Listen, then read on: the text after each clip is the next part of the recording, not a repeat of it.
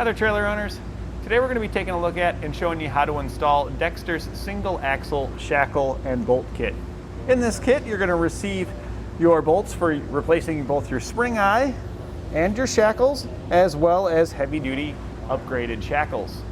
This isn't a wet bolt kit, this is just a standard shackle bolt kit. So if you've got your self-lubricating, never fail style bushings, then this is going to be great to get your old hardware that may be worn out replaced. We also sell replacement bushings and leaf springs here if the damage has gone too far beyond just the bolts and the bushings.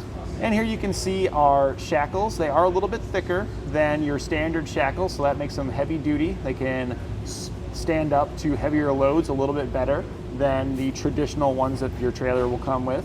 That's just going to help extend the life of your components, because if we're holding all of our suspension components in place and everything's pivoting and moving the way it's supposed to, everything's controlled at that point, and we're kind of determining how the loads are being dispersed into the frame. Once our bushings and shackles start to wear out and play gets in there, there's a lot of momentum that builds up between the parts, and it can really cause it to slam and start to wear out your components. It's no longer in control at that point. Everything's just kind of starting to wear itself apart. So by upgrading everything here and making sure everything is nice and smooth without any play, that's just going to further extend the life of your trailer and the rest of its components. Heavy duty replacement shackle bolt kits are a great replacement if you just got one that's worn out. They're going to be a little bit stronger and heavy duty, and they are going to be basically like a direct replacement, because it's going to designed to work with your 1 3/4 inch wide spring eye leaf spring, which is kind of your standard on these. And they have 9/16 outside diameter for the bolts and 9/16, so they fit 9/16 inner diameter bushings. And while this is a nice replacement kit if you're just trying to get your trailer back up and running again, I would recommend, though, if you're wanting to have something that's a little bit even more heavy duty and a little bit stronger and something that's going to last a long time, particularly if you spend time maintaining your trailer, I would recommend Dexter's heavy duty wet bolt kit.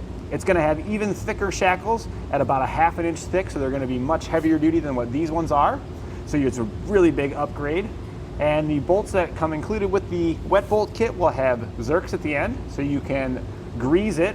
It also comes with replacement bushings, because the bushings that are in here right now that these work with are your never fail, your kind of self-lubricating plastic style bushings.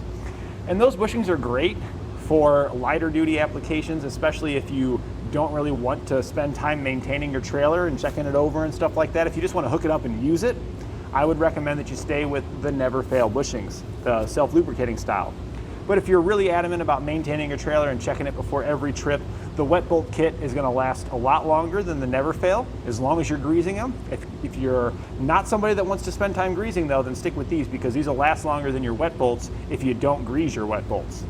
But if you do spend time maintaining those wet bolts, they are going to give you more service life, and you're going to be able to kind of beat them up a little bit more than this style here. You can find both of those here at etrailer, and they're both designed to work with your single axle 1 3/4 inch spring eyes. Now, as far as replacing these goes, it's pretty easy. You just have to get your old ones out, and these basically just slide right in. Removing the old ones can be difficult, depending if they're kind of seized in there due to rust. If it's all worn out and you got a lot of slop, then they're probably going to fall out of there pretty easily. This one here had quite a bit of slop in it, so it's going to come apart pretty easy. If you got a trailer that's sat and has had a lot of rust on it, that one you might want to consider getting some penetrating oil and soaking them down beforehand before you get in there to take them off. So now that we've covered some of the features, why don't you follow along with me and we'll show you how to get these installed. We'll begin our installation by lifting up our trailer and supporting the frame with jack stands. We're using our lifts here to support our frame. If you're doing both sides like this, it's easier if we just lift the whole thing up, because if you do one side at a time, you got to make sure you chalk that wheel over there, because when we go to lift up this side, it has potential to move, so it's just kind of easier to lift the whole thing. Once we get it up in the air, we're going to take the wheel off. That'll get that out of the way so we can access our hardware. And then we're going to take a jack, just a floor jack here, and we're just going to slide it right underneath and butt it up against the bottom of the axle. We don't really want to put any pressure on it.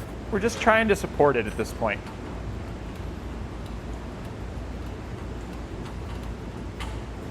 And that's good enough right there.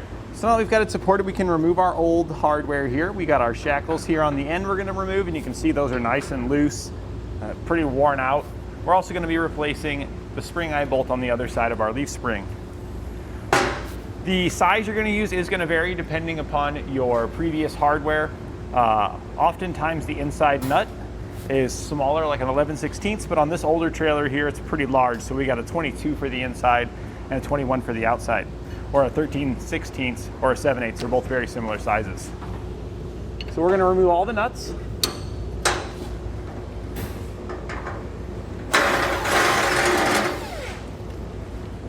And normally, when you remove these, you don't need to hold the head of the bolt. But once they get all old and worn out, they end up slipping inside of here. So we're going to hold it so we don't have to worry about that issue. You can see it's slipping in there right now.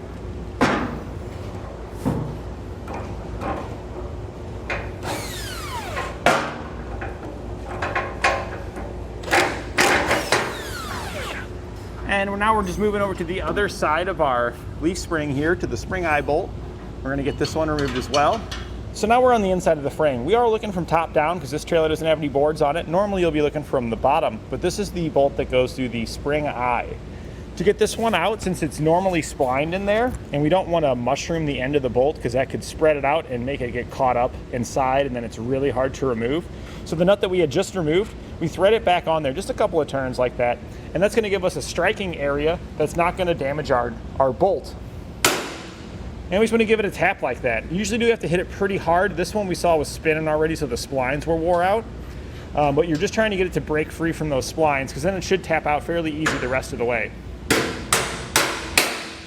Now after we get it this far, it taps out a lot easier, but it's probably going to be too hard for you to just pull it straight out of there. Sometimes you get lucky and you can just yank it and pull it from the other side, but more often than not, it's going to be just a little bit too hard. So we're just going to use another bolt. You can use anything. A screwdriver even works pretty well, because you shouldn't really need to have to hit it that hard. It's just going to be more difficult than I can pull out by hand, because we're really just kind of baby tapping it right here. And it came right out of there. And then these are kind of the same way. We're just going to tap these out. Little taps, and then we can just slide it all the way out of there. So now we've got those removed. Our customer had previously replaced his axle and his leaf springs, but he put it all back together with his old hardware. He didn't think about the hardware. So normally when you pull these out and you're replacing them, you want to inspect your leaf springs to make sure that there's no damage. Now these are brand new here, but what you usually see if there is damage to your leaf spring, the bushing that's located in here, you can see this is one of the plastic never fail self-lubricating bushings. Oftentimes you'll see kind of like an oval shaped up and down, or there may actually be a split in the plastic bushing, or it could be completely gone. If it is, you want to replace your bushings while doing this as well. You can get these here at eTrailer. If everything looks okay with the bushing, you can go ahead and put it back together if you've replaced them recently or they're new like this here. Another thing you want to pay attention to, if there is damage to your bushing here, especially if the bushing is completely missing, is the hole where your eye is here on your leaf spring. It should be fairly round, just like you see here, maybe with a small exception of where the two kind of meet the split there, but they're usually very round. If this is oval shaped, or you can see like it's got a lot of really shiny marks on one side where it's kind of smashed the bolt up into it, your leaf spring is damaged at that point. You should really replace it, because even if you replace the bushing, that bushing is likely going to wear out prematurely because of the excess play around it, and then you're just going to kind of be in the same boat having play, and that's just going to cause all your other components to wear out. You also want to inspect your hangers here for your leaf springs on both sides, and just make sure that they are nice round holes and that they're not all smashed up and down. If you have play in there, then you can get similar things where it's just going to start wearing components out. So everything looks good here since we've got new leaf springs and the hangers all look okay. We're ready to go ahead and reinstall our components using our new hardware. So here we can see our new replacement shackles here from Dexter. It is a heavy duty shackle, so it's usually a little bit thicker than what your previous shackles were. You'll also see here that the ends here are smooth portion where our shaft will slide through.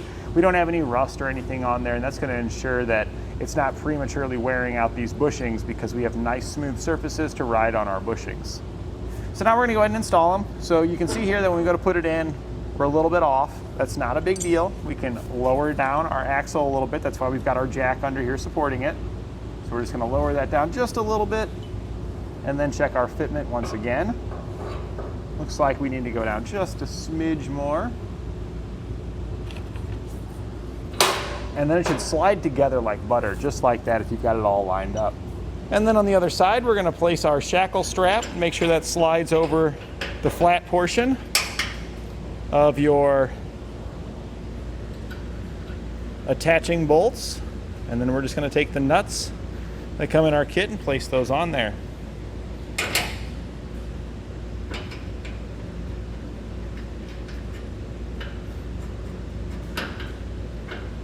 I like to leave these loose and go ahead and get the other bolt installed, and then we'll go back and tighten down all the hardware at the same time. Then we come over here to this side. To get this side installed, all you're really looking for is just looking straight through to see your bushing there. We'll use our jack to raise and lower it as necessary, and then I like to use a little pry bar for little subtle adjustments, moving it slightly forward or backward as necessary until our bushing and hole for our spring eye all lines up. Once it does, we'll take our new bolt and we're just going to slide that into place. Now, it's not uncommon once you slide it through there that on the other side you have to tweak your jack and the angle of your leaf spring here just a little bit to get it to go all the way through. And that was pretty much it. We just hit the jack just a little tiny bit and then gave it a baby tap and it went all the way in. You can see here these serrated edges located on this bolt. We want to go ahead and get those seated because we really don't want this bolt to turn when we're trying to tighten it down. So we're just going to tap that. And that's probably good enough. You don't want to go crazy hitting it because we don't want to bend our spring hanger here. So once you get it seated like that, even if it's not all the way flush, we can go ahead and finish putting our hardware on and getting that tightened down. And we can come back and tap this after it's got some bolt pressure on it, and it should draw it the rest of the way in. So here on the other side, we're just going to use an 11/16 socket to tighten this down.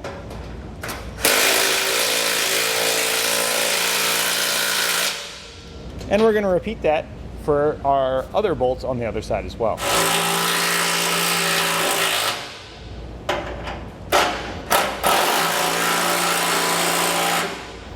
So now we've got some bolt pressure on it. We are just going to come back to the head of this one and give it some taps to get it to fully seat.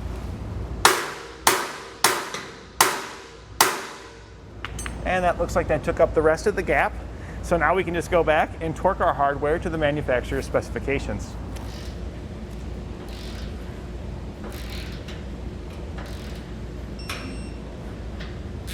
And now with our hardware all tightened down, that will complete our installation on this side here. We can put our tire back on, get that on the ground and get it torqued up.